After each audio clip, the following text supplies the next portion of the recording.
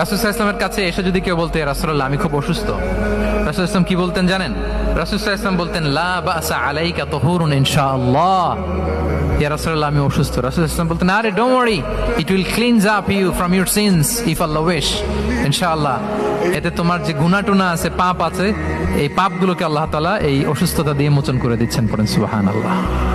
তাহলে আপনি অসুস্থতার মধ্যে একটু হালকা হলেন না, যে জ্বরে ভুগতেছি কিন্তু এই জ্বরে নাকি আমার গুনাহ মাফ হয়ে যায়।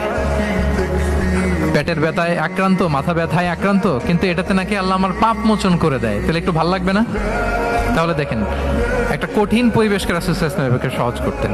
অসুস্থ শুনলেই লা বাস তুহুরুন ইনশাআল্লাহ, আর কিছু হবে না, আল্লাহ তোমার গুনাহ মাফ করে দিচ্ছে।